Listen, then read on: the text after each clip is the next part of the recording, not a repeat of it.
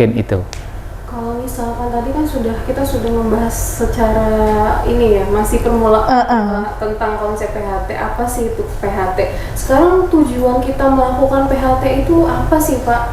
Manfaatnya untuk pengendalian hama dan penyakit gitu. Oke, jadi tujuan dari pengendalian hama terpadu yang pertama yaitu mempertahankan populasi hama itu di bawah ambang ekonomi. Jadi bagaimana caranya menentukan ambang kendali atau ambang ekonomi itu? Jadi harus dilakukan pemantauan, Mbak Ajeng. Jadi petani itu diharapkan atau diwajibkan itu harus menyambangi atau melihat tanaman langsung. Yeah, betul. Contohnya seperti ini, kalau menanam kedelai itu harus setelah tanam itu paling tidak umur 1 minggu sampai ke 3 minggu itu adalah hama ada lalat kacang atau Opiumia fascioli, dan itu sangat membahayakan sekali karena dia bisa menggagalkan panen sampai 100%. Karena nanti kalau sudah kena lalat kacang dia akan tanamannya akan layu, kemudian akan mati secara mendadak. Penggorok daun dia ya Pak ya memang. Penggorok daun itu Liriumisa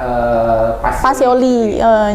Itu juga yang membahayakan Bu Asti. Jadi nanti ada gejalanya itu seperti liang-liang itu, korokannya dan serangganya ada di dalam. Nah itu teknologi pengendaliannya juga istilahnya sekarang sudah ditemukan. Jadi menggunakan pengendalian hayati. Kalau menggunakan pestisida kimia itu justru sulit, kurang efektif karena dia di dalam daunnya, di dalam istilahnya itu klorofil, jaringan tanam seperti itu.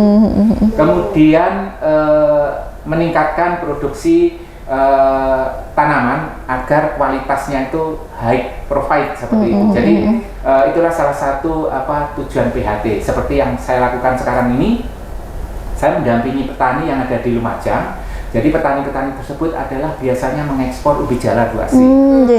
Selama ini beberapa tahun ke belakang itu petani selalu di-reject Mbak Ajeng, di-reject oleh Jepang sama Korea. Nah, dua negara itu ada sangat strict sekali terhadap produk-produk yang masuk ke negara itu. Jadi kualitas produk itu harus benar-benar organik. Kemudian selain itu dia harus menggunakan tanpa menggunakan pestisida, sehingga dia harus menggunakan biopestiside salah satunya. Nah, di situ saya menerapkan pengendalian menggunakan cendawan entomopatogen, kemudian komponen teknologi yang lain seperti penggunaan musa plastik, penggunaan seferomon itu untuk mengetahui populasi katakanlah hama itu di lapangan itu sudah melampaui batas ambang kendali atau tidak, seperti itu. Nah, tadi itu keunggulan dari biopestisida tersebut karena terkait dengan ini kualitas produk ini. Jadi produk yang dihasilkan itu benar-benar pure organik Bu Asti. Jadi sekarang kedua negara itu sekarang sudah sudah welcome banget. Jadi produk-produk itu sudah diterima dengan baik, sehingga sekarang secara tidak langsung ini meningkatkan pendapatan petani, kesejahteraan petani seperti itu karena komoditas ekspor. Nah, karena komoditas ekspor Mbak Ajeng, jadi biasanya kalau produk konvensional seperti yang hasilnya masyarakat di Batu itu, kalau katakanlah ubi jalar itu biasanya 10.000 per kilo gitu ya. Jadi kalau ekspor itu bisa sampai 30.000 bahkan sampai 50.000. 3 kali lipat. Di Korea itu sangat agresif sekali. Jadi itu yang menjadi penghargaan tersendiri bagi petani karena dengan ini dapatkan value yang lebih tinggi sangat signifikan. Kemudian ini karena dia menggunakan pestisida hayati, jadi secara tidak langsung dia mampu menekan penggunaan pestisida kimiawi. Jadi dengan begitu maka populasi musuh alami akan survive di situ, mampu mengendalikan secara alamiah sehingga tidak perlu menggunakan pestisida kimia. Nah, penggunaan pestisida kimia ini tidak hanya dilakukan di petani ubi jalar Mbak Ajeng, tapi ini sudah dilakukan oleh perusahaan besar di Edamame di Jember. Betul. Itu saya menjadi expert di situ, salah satu expert di situ.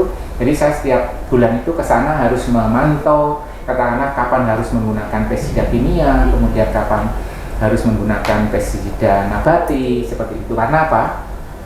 Karena kalau kedelai itu Bu Asti, kalau diumpamakan itu merupakan surga bagi hama penyakit, Jadi, betul. jadi merupakan surga. Jadi kalau sudah tumbuh itu sudah ada lalat kacang, betul. ada penggeret pucuk, kemudian di atasnya lagi ada kutu kebul. Nah, salah satu ini yang paling ditakuti kalau di edamame ini adalah yang kutu kebul sama ini pengisa polong. Jadi pengisa polong ini kalau edamame Bu Asti, kalau yang dijual ini adalah polongnya. Jadi kalau polongnya sudah tertusuk, bukan digeret, ditusuk oleh menggunakan stiletnya Mbak Ajeng. Jadi serangga itu karena pengisap dia mempunyai stilet di mulutnya. Jadi mulutnya itu mempunyai stilet yang tajam sekali.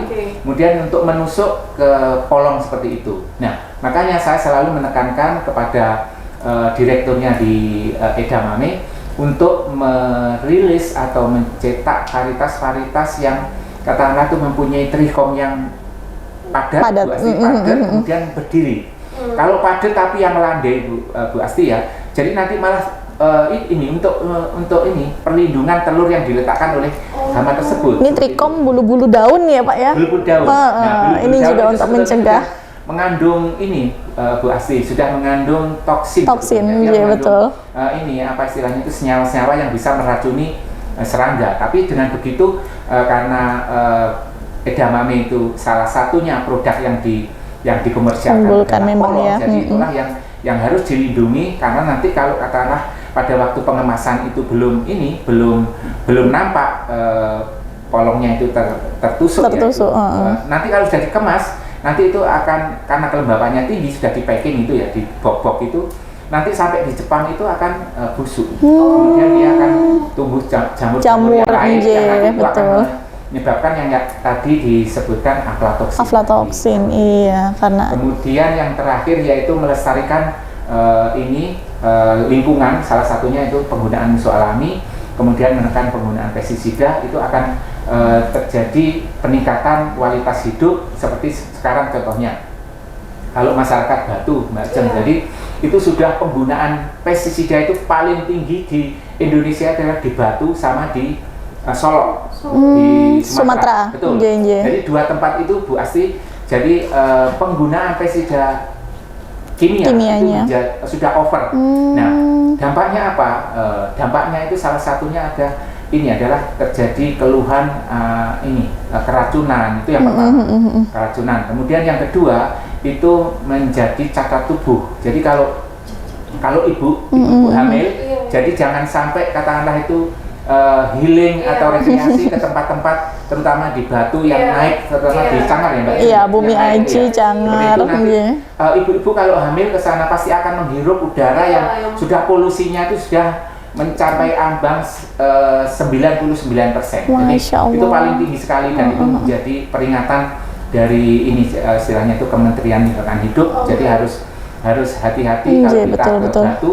Ini menurut informasi yang saya peroleh bahwa masyarakat Batu terutama kaum Hawa ini banyak yang mengidap kanker payudara, kemudian kanker hati. Karena udaranya sudah tidak bagus. Tidak higienis, kemudian mengonsumsi produk-produk seperti, karena kalau di Batu kan sayuran sudah tidak asing lagi Bu Asti. Jadi pasti otomatis untuk menyelamatkan hasilnya itu menggunakan pestisida kimia, dan itu menjadi over, jadi itu yang menyebabkan akumulasi residu pestisida sintetik itu menjadi berlebihan, sehingga itu yang sangat disayangkan dan itu tidak saya anjurkan. Betul Pak. Itu Mbak Ajeng sama Bu Asti. Saya mau tanya, untuk polusinya itu adalah polusi pestisida gitu Pak? Betul, jadi pestisida itu residunya nanti akan menempel pada produk-produk terutama sayur maupun buah. Jadi kalau di Batu kan buah apel, buah jeruk seperti itu Mbak Ajeng. Jadi kalau ini saya sarankan, saya sebagai ahli PHT. Ya.